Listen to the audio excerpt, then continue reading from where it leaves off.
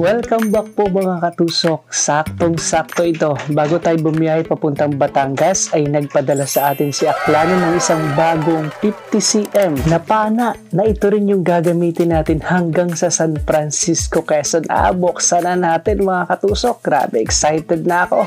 Buti na lang umabot ito bago tayo magbiyahe papuntang Batangas. Pang night dive nga pala ito mga katusok at tiyak daw na magugustuhan natin ito. Eto na. Grabe, ang ganda ng kulay. Talagang professional ang pagkakagawa. Napakahusay talagang gumawa ni Aklano. Natandaan nyo ba yung kanyang 60cm na ipinadala sa atin? Ito naman 50cm. Talagang saktong pang night dive lang. Ito yung kanyang logo. Pagkatapos yung forma niya, grabe. Napakaganda mga katusok at hindi lang maganda. Talagang quality yan. Mula dun sa kahoy na ginamit niya na napakatibay. Pagkatapos yung hugis ng kanyang pana na napakaganda ng balanse kapag ka nasa ilalim o nasa ibabaw ng tubig. At kapag ka tinignan mong mabuti yung pagkakalagay niya ng paint saka nung lettering, grabe. Solid na solid, talagang professional yung pagkakagawa niya.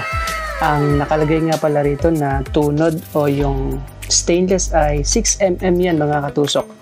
Pagkatapos yung sa ilalim na bahagi ng ating spear gun o pana, meron din nakalettering, ang ganda. Nagre-reflect pa siya na spear fishing yung nakalagay sa kanya. Meron nga pala akong napansin dun sa ipinadala ni Aklano. Eto nakadesign siya para sa quick reload, hindi siya naka-breakaway. Ayan, ginawa daw niya yun para sa atin kasi sa Quezon kapag ka nagdadive tayo, di ba, meron tayong hilang bangka. Ayan, pero pwede naman nating alisin yan. Pwede nating gawing breakaway para diretso yung isda sa puya. Tapos kung hindi ako nagkakamali, itong stainless na ito ay 304. Hindi yun yung napakalambot na stainless. Tapos naka-diamond cut yung kanyang talim para talagang solid kapag ka tumama sa isda. Ito pang isang bago mga katusok.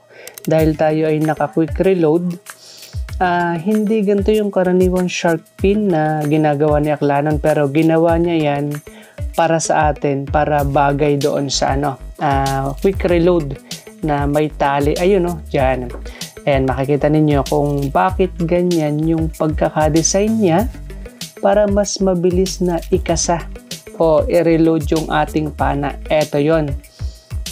Yung butas na yan na nasa ilalim, isushoot lang yan dun sa stainless na nakalabas para mabilis siyang i-reload. Ayan ganun lang.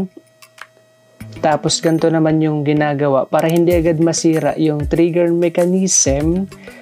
Kapag i-reload mo siya, kalabitin mo yung trigger para smooth lang yung pagpasok.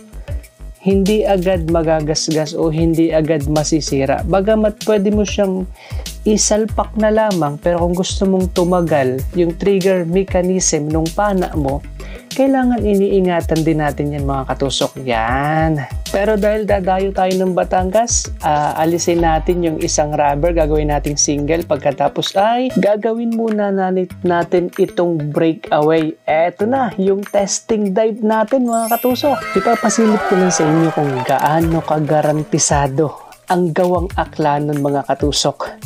Kahit single rubber lang, eto yan. Grabe, napakalakas nung tama niya. At talagang napakaganda ng accuracy niya.